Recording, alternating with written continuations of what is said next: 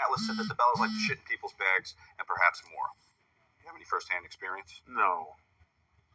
And how the hell would he know? Boy, I don't get that stuff. Why would he? Tony specifically said, we don't have the clip here, right? He specifically said that they... Mr. Atlas, he's always been, I enjoy his conversations and stuff, and he's got that laugh going on. But, what the hell, man? I don't know. I must have, I must have missed a lot of time in the WWE because I missed all that. Like, I didn't see. Right. For all I knew, we were all professionals that shook hands and maybe hugged when we saw each other. And nobody touched anybody's stuff. So maybe Tony specifically said that they would shit on guys while they were asleep in the hotel rooms. Wasn't something like that? Like ninjas breaking in with Pretty today's much, security, and yeah. doesn't anybody do the latch? Right. I mean, I guess not. I always do the latch, All right, Sergey from Russia. Of all the WWE divas, who is, in your opinion, the most sexually addicted? I mean, sex-related jokes all the time, flirting and seducing. Well, they never did it with me, so no one liked me. Like, I was like, hey, it's George, hey. The big Brodus. Not even that. I was like a big acquaintance. You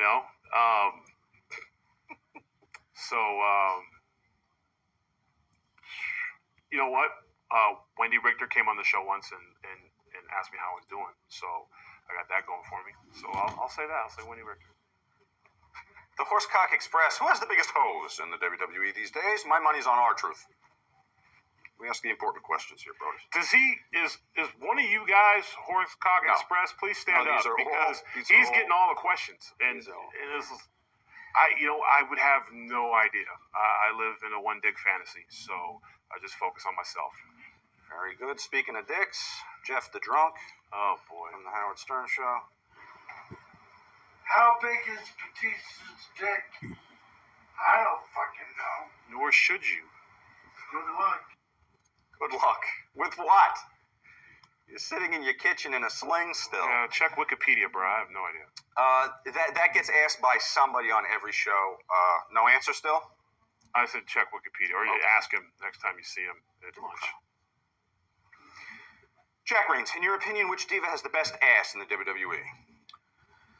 All right, there it is. We need a top five, a fair representation, I think, a cross-section, and well-selected shots, I must say, on our production staff, to be able to make a judgment. If you can give a top five, perhaps in no particular order. My top five? Naomi. Top five. Paige doesn't rate anywhere. She's a child. You gotta be 23 for me to look at you, so I got you. Just cord stuff. Adrian Clausen, Stone Cold, Terry Funk, Ric Flair, Randy Orton are some of the many wrestlers that I have been told that love to chew tobacco. Is this a bigger tradition in wrestling as wearing a fanny pack? Guys that chew. I'm a teaser guy. Teaser. Guilty party here. Like back in the day when guys didn't have the information, it's just like baseball. Everybody had the red, and all that kind of stuff. But not really. I mean, it's just anything else. You always end up, passing the times like sunflower seeds, something like that. But I would say probably not as much now as back then, just because guys there's other things. And there's all the mouth cancer scares and all that kind of stuff, and a lot of guys that didn't have all the information. So, and the fanny pack's pretty much is pretty much done too. So because we have computers now, they don't fit in a fanny pack. So if they made a fanny pack that held a computer, which would be awkward. Imagine that. Kevin Nash said he needed it because, what was the quote? How the hell do you carry 150 Somas and 200 Vicodin? Yeah, again, we carry iPads and Apples and stuff. So, again, I get it for that, but it's very difficult. I believe this is the new fanny pack, the one strap, because I have, and I don't have Somas, but I have my Beats, and I have my. See, that's the new fanny pack. Sorry, and gotcha. There's some multivitamins in there. Nightingale, I would like to know if cocaine is regularly used in the locker room like it was in the 80s. And does WWE test the talent on illegal drugs like cocaine, marijuana, etc.? The WWE has the toughest wellness policy in all organized sports and entertainment. So the answer is no, and yes, they test for that. Let's see here. Jack Reigns, you were the bodyguard for Snoop Dogg, one of the biggest potheads on the planet. Who's the biggest pothead in WWE? Snoop Dogg. He's on the alumni list. All right, it's what's in the bag. Here we are in the locker room. Here, BC, I have a random wrestler's gym bag. I will pull out an item, and like the old psychology test where you have to say the first name in the business that comes to mind when you see the said item. All right, ready? Go. Wellness policy. I have no idea. No one's name? Jack Swagger? We usually get a free bird on that. Yeah. Let's see, what do we got?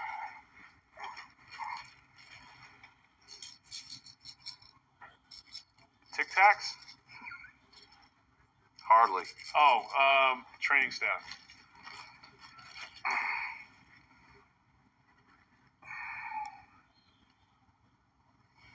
Yoshitatsu. Towel, Cody Rhodes. What is that? Green stuff. Is that fish food? Oh, me, I collect fish. No flaky green substances remind you of No. anyone? No. Isopure, protein. Guys, today is so different. Syringe? Yes. Is there a doctor gimmick anymore? Dr. D. David Schultz. Crack? Testing. Oh, really? Crack? Oh. Yeah, Yoshitatsu.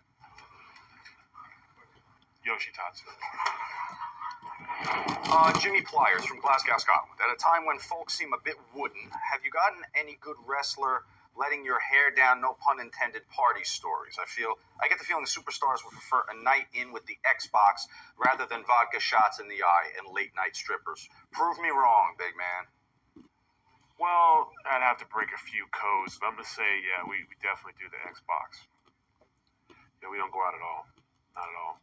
We play video games and work on Comic books, literature as you and said. comic books. And we're all actually going to the University of Phoenix online and working on our masters. So I'm going to be a veterinarian. So just 700 more hours of classes to go, and I'll be in graduating class in February. It's really exciting. Who dat? Who dat, motherfuckers? Hey, Brodus, when you were down Yep. here in New Orleans for WrestleMania 3, Uh-huh. you had any interesting Bourbon Street stories to tell? Bourbon Street. Did you hit Bourbon Street? No, seeing how Louisiana is like a second home, so it's really. I went fishing the whole time I was there. So I was in Mandeville and Covington going fishing, and relaxing. So I wasn't really thinking too much about the touristy part. Like I've been in Bourbon Street. Snoop's family's from New Orleans, so Right. I spent a lot of time. I have family out there, so like I spent a lot of Locals time. don't go drinking on Bourbon Street. No, we don't. Yeah, we just wait for the YouTube videos of the guys staggering around and stuff, and you get a pretty good pick from that. Especially when like in New Orleans, you can literally go and get a margarita at a drive-through and go chill. So you really don't have to go down there and do the hoodat stuff. Game changer. A story came out that while in Europe, you got a bit inebriated and destroyed a hotel, doing thousands of dollars worth of damage. And then also claiming that you may have been roofied and were spitting up a black tar type of substance because of it, citing a family history of liquor abuse. What is the story behind this? Game changer. There might have been an incident in Germany.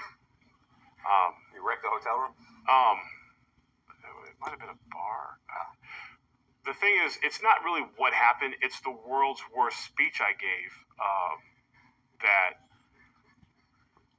I didn't know how to end it. So, and if you've ever been in a situation where you've screwed up, and clearly game changer is probably Maybe a friend of that's yours? sweet tea, son of a bitch. Gotta be. Long story short, and to this day, prove it. There was a group meeting brought together, and allegedly there had been a bar turned upside down, and maybe some artwork in the lobby, and a menu in the elevator, and maybe a bed flipped. There was some things. So I honestly didn't remember. So I said that I may or may not have quite possibly done those things, but I really don't know. Well, I said I've been drinking since I was like 13. I'd be damned if this that, and I just did not end it. So and I just kept going because I was talking to the group, and let's keep going. And this led to, since I was in so much hot water, allegedly, I never admitted, I gave a speech saying I may quite possibly could have been, not really sure. There's no evidence, so we don't know. And one of the things they said there was blood on the wall, and what didn't help is I went, well, nothing on me, no clothes don't fit. So I didn't, whatever. But the good thing was is that my horrible speech, which lives in infamy, is the greatest worst speech of all time. And if you ever say anything to Kofi like that, he'll start dying laughing because I was like, he's like, I did not end it. I wanted to end it so bad, but I just kind of tailed it off. And so with that, I just, and then Rosa and Naomi and a few other people took that moment to apologize for their own transgressions. Like, I was 5 minutes late this morning, I'm sorry. And everyone started coming forward. So it ended up being like a healing thing. Yeah, but again, I don't know. Quite possibly could have happened. All kinds of like the devil could have been. Yeah, it was just a lot of things. We just don't. Germany is a crazy place, so we just don't know what happened. I just, whatever Jaeger, Meister's involved, which way explained the black tar looking back. How did it happen? I don't know. I wasn't there. What happens in Stuttgart? Paul Johnson. Do you actually even like funk music anyway? If so, why? Parliament, Curtis Mayfield's like Stone. Curtis Mayfield, actually met him, know him. He's a big influence on Snoop Dogg's life. Bootsy Collins actually was willing to do my intro for the WWE. He actually contacted me when I brought the character out because the term funk had kind of got lost in the shuffle. And I was very honored that he did like that. Unfortunately, we weren't able to come to an agreement to get it done. But my iPad is just full of music. Like, I don't have a particular, I guess if I had to say, West Coast rap, it's probably my favorite. But like, I listen to the cars, I work out to AC/DC. Like, my music genre is all over the place, so I don't really have one style of music. But not as much like funk in terms of like, because it's changed. Music has changed so much, and listen to old stuff that I really appreciate because it's not so computered and synthesized, and like it's become music nowadays. It's just a hook, and it's kind of the art form's kind of got lost. Well, you listen to the old school stuff. Yeah, absolutely, you have to. John the Revelator is back. God help us. What are we in for? Okay. Brodus, can you teach that white boy John Oliver how to do the fucking dinosaur? No, and that's literally never his dance. He likes his towels on. Dad? All right, John the Revelator, thank you very much for putting me in this precarious position here. They come no whiter than me, BC, so I guess we should try to fight. No, I don't want to scare you. Calm down. Let's see if we get some music. Let's see if you can give me the basics of if I had to come out on stage with you guys. If I was now. Well, actually, we had the senator, the congressman, who came out with us and stuff. You guys It's not about the same. Okay. Is he Democrat? No, he's Republican. Weird. So how do we start? Give me some track. Keep it. This is a dance thing. Okay, cool. All right. Very simple. We thought about it. It was like, at least for me, I was like, everyone's standing in the audience, so you don't have to move that much. So I saw that someone team, I see something simple. Goes to the beat. You can get behind. And then everyone can do. Everyone can do it. So just simple. You want it on? The more you got it, you just got your shoulders. You just play with it.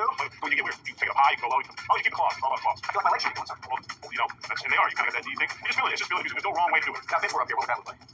You being Vince in a hotel room. That would look like 1985. Yes. Back. His was all the shoulder. His was the muscle dance. He always did the muscle. Anyway, it was the shoulders. Get the claws from the. No, I never got the claws. He did his muscle dance. He did like no walk. John, it's better than yours, John. I'll tell you that much. Snoop. Adrian Claus, how'd you hook up with Snoop? I used to work at a club called Saddle Ranch, and I built a pretty big reputation as being able to shut stuff down. And one of the guys I worked with, Big Steve Keys, had got on, and one of the managers came with him to our job. I was like, oh, who's that guy? Is he available? So kind of like word of mouth, and I started off just working part time. And then moved up the ranks pretty quick, but kind of like a word of mouth thing. Grog M01 via Twitter. What's the craziest moment you had while being Snoop's bodyguard? People, there wasn't like we never allowed things to get crazy. Like if you have a lot of crazy moments as a bodyguard, you weren't a very good bodyguard. I usually handle things pretty quickly. Probably like the wildest moment was I also coached his youth football team, and I was the line coach on it. And we had our Super Bowl, and we had DJ Quick the halftime show for free. And the DJ Quick is a good dude, whatever. So it was all his family there, his kids, and it's Pop Warner football. And our kids were ages from 10 to 12, and it was like in all levels, like from little guys all the way up. Like so, our Super Bowl.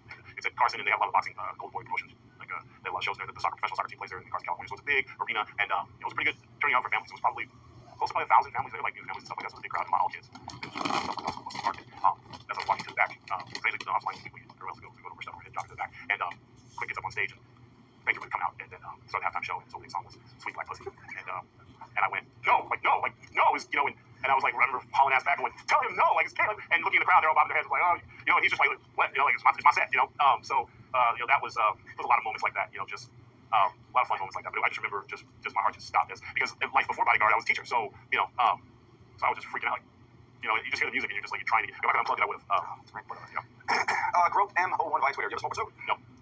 Kentucky Waterfall, question for you, my man. How come Snoop Doggy Dogg never, and The Rock means never, ever gets busted when everyone in the fucking world knows this guy's blazing 24/7, 365, even got away with murder when they gave him the case? I think he's the idiot. What are your thoughts? Well, never got away with it. Well, he has a prescription. He has a medical condition, so it's legal. Gotcha. California. Behind the scenes, Salvatore M. You were in the rap world before wrestling and rap, and rappers do speak Carney. Snoop Lion does all the time. Did you ever shock any of the old school agents in the back by talking to them in Carney? No, like shock them like a dialogue, kayfabe, right? Like it's, oh my god, this guy can speak broken English. He's helping us tell coded things, and people want to really I love this guy. Oh my god, yeah, bring him in. Like, Paul from the UK.